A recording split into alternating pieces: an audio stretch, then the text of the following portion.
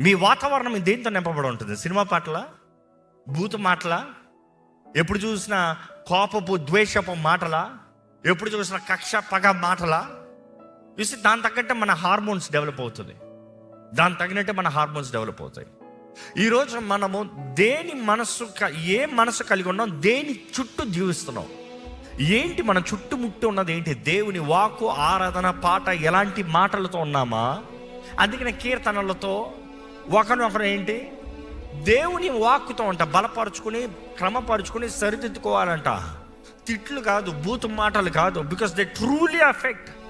పరలోకమందున్న నా తండ్రి అనేటప్పుడు you have to focus to the throne. నీ మనస్సు ఎక్కడ పెడుతున్నావు అనేది ముఖ్యం. God does not like repeated. You mean రియల్గా నిజంగా స్తోత్రం అని చెప్తున్నావా? చెప్పు. నువ్వు అన్నిసార్లు స్తోత్రం చెప్పేటప్పుడు నీ దేహం ఎలా ఉంటుంది తెలుసా?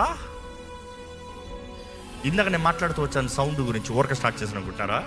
No, your body. నిజంగా మీరు ఇక్కడ దేవుని స్తుతించేటప్పుడు do you feel your body vibrating? Why?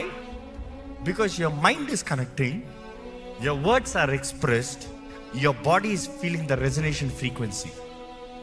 Your understanding what I'm saying? అందుని బట్టి నువ్వు మనస్ఫూర్తిగా, అందుకని దేవుని ఆరాధించేవారు ఆత్మతోనూ సత్యముతోనూ, విచ్ మీన్స్ యువర్ స్ట్రెంగ్త్. నువ్వు ఆయన మనస్ఫూర్తిగా ఆరాధించేటప్పుడు నువ్వు ఆయన దగ్గరగా చేరతావు, ఆయన ఆత్మ కార్యాలను అనుభవించగలుగుతావు. You are opening your portals. నీ హృదయాన్ని తెరుస్తున్నావు నువ్వు.